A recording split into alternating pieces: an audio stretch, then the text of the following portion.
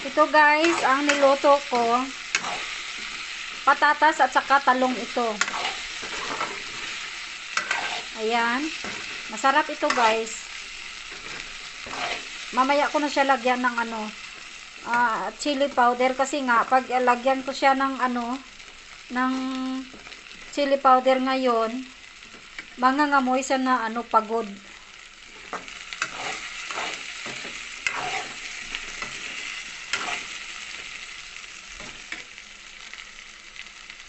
Ayan, lagyan ko na siya ng chili powder.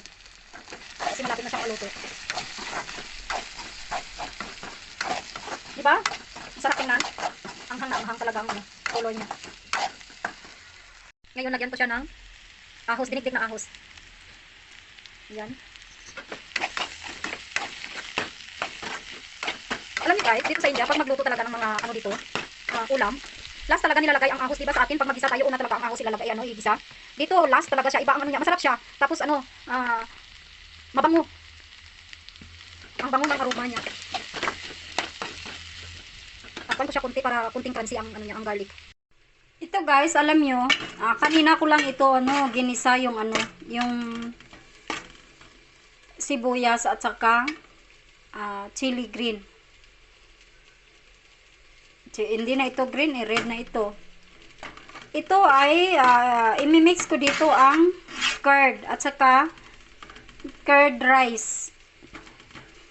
Ang lunch namin ngayon, piniritong ginisang talong with potato at saka yung rice namin, curd rice.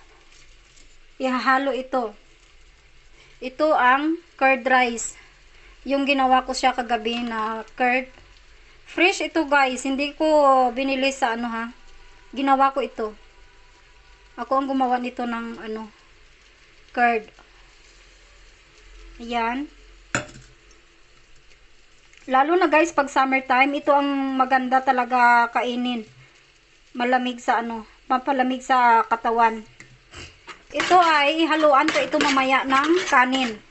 Kasi yung kanin ko, mainit pa kunti. Kasi masarap kasi sa ilagay yung kanin malamig kunti. Pag mainit, talagang yung curd, mag-balls siya.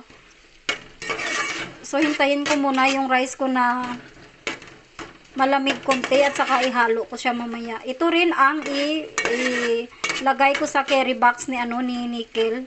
Ihatid ko doon sa school niya. So ito na ang kanin ko guys. Ihalo ko na dito. Ito ang tinatawag nila na dito sa India, yung curd rice nila. Especially ang breakfast, ito ang kinakain nila para healthy daw ito eh. Especially na hindi mo siya igisa. Curd lang siya at saka mag-slice ka ng ng bombay. At saka lagyan mo ng asin. Yan ang pinaka-healthy, walang walang mantika. Kaya ito na ang labas niya. Yan. Alam niyo guys, noon hindi ako kumakain nito pero ngayon palagi ako gumagawa. Lalo na pag pag mainit ang panahon, summertime. Kasi ang curd nga maganda sa sa katawan. Minsan gumagawa rin ako ng lassi. Yung curd siya, tapos i-blend mo, lagyan mo ng kunting asin at saka asukal. Kunting limon, masarap. Ito na ang curd rice. Ito ang resulta ng talong at saka patatas na ginisa ko. Tingnan nyo guys, konti lang yung mantika. Alam nyo, pag sila ang nagluluto dito, yung mga Indians, alam nyo talagang makikita mo talaga ang mantika na nag-separate.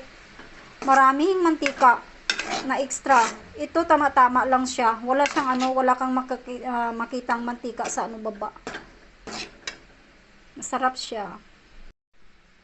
Ito na guys, kukuha ako dito para kay Nickel. Ang kukunin ko, talong lang. Talong lang ang kukunin ko para sa sa kanya. Ibibigay ko sa kanya puro talong kasi nga ang potato, hindi siya kumakain ng potato. Lalo na yung carrot, hindi siya kumakain ng carrot. Ang ginagawa ko sa carrot, minimix ko siya. Magluto ako ng carrot rice or maggawa ako ng juice. Ayan, gustong gusto niya to ang talong. Tama na to, hindi na niya to maubos. At saka yung curd rice niya. Hindi ko yan siya lalagyan ng chili at saka dahon, yung curry leaves. Ayaw niya. Matagal siyang matapos. Matagal siyang matapos pag kumain kasi nga kailangan niya pang isa-isahin, kukunin yung mga chili, yung sili at saka dahon. Paborito niya rin ito, curd rice. Minsan mag-request yan sa akin. Ang ilagay mo mamaya sa ko ama, sa carry box ko. Ano lang ha, curd rice lang. Bago yun siya alis, bago siya pupunta sa school niya, magtanong yan. Ano ang carry box ko mamaya, sabi niya. Sabi ko, I don't know, hindi ko pa alam kung ano ang lulutuin ko. Minsan siya na lang mag-decide kung anong gusto niya. Lalo na kung papu yung dalba. Ilagay ko sa carry box niya ay hindi niya kinakain yung kanin niya. Carry box pa rin. So, ito ang kanin niya at saka ito ang ginisa. Yun lang siya. Very simple, very easy food.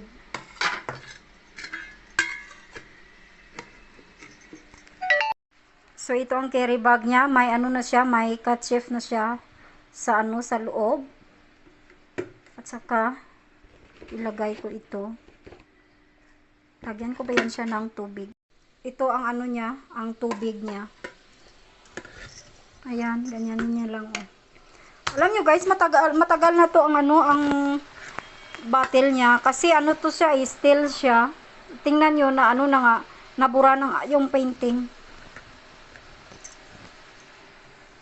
Lalo na pag umuulan, yung yung weather, araw-araw umuulan, nilagyan ko ito ng mainit na tubig. Matagal siyang kasi steel siya.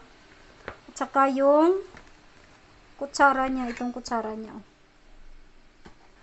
So yan lang ang carry box niya. Alas 12 ang kainan nila ngayon, 11:30 na. So, ihatid ko doon sa school niya bago ako pupunta ng palengke.